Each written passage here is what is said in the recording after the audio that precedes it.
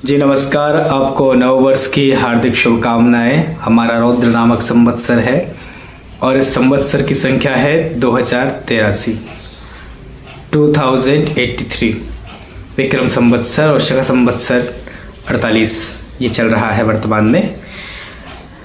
तो नवरात्र के प्रारंभ के साथ हमारा नववर्ष प्रारंभ होता है और नववर्ष का तात्पर्य होता है कि हम अपने जीवन में नव उत्साह लेकर के आएँ, नव मंगल लेकर के आएँ। और प्रायः इस कार्य में जब भी नववर्ष हमारा प्रारंभ होता है तो सभी जगह पर अनुष्ठान होता है, भगवती दुर्गा जी की पूजा होती है।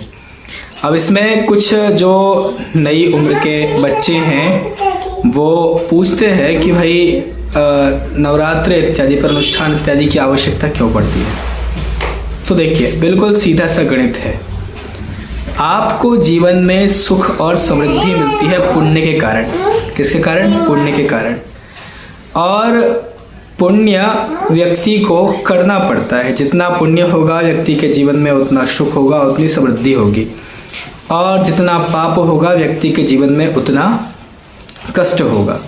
सुविधाएं अलग है, लेकिन सुविधाएं हो सकता है कि परिश्रम से प्राप्त हो, लेकिन सुख हमेशा व्यक्ति को पुण्य से प्राप्त होता है।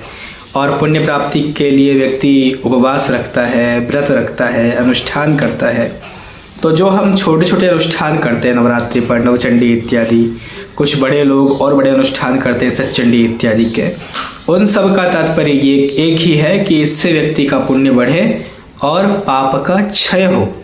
जितना कम पाप होगा जीवन में सुख की संभावना उतनी अधिक होगी, और जितना अधिक पुण्य होगा उतनी ही अधिक सुख की संभावना होगी।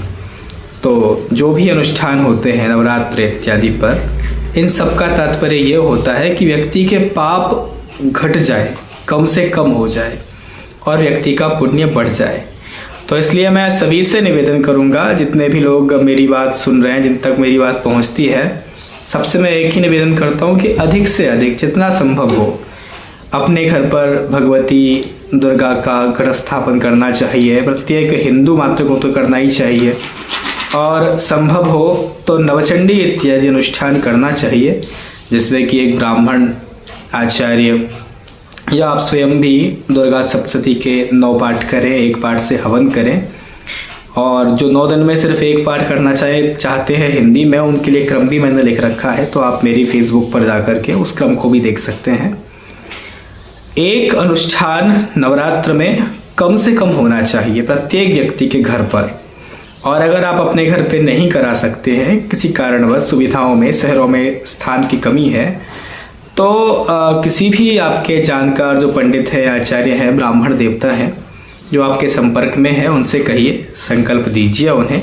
आपके नाम गोत्र मात्र से ही वे आपका संकल्प लेकर के पाठ कर देंगे। इतना इसलिए होना चाहिए क्योंकि जब आप संकल्प लेते हैं तो उसमें कई सारी चीज़ें होती हैं कि भाई व्यक्ति का सुख बढ़े, ऐश्वर्य बढ़े, उसके ग्रहकृत, राजकृत, जन्म कुंडली इत्यादि के जो दोष हैं वो सारे दूर हो जाए।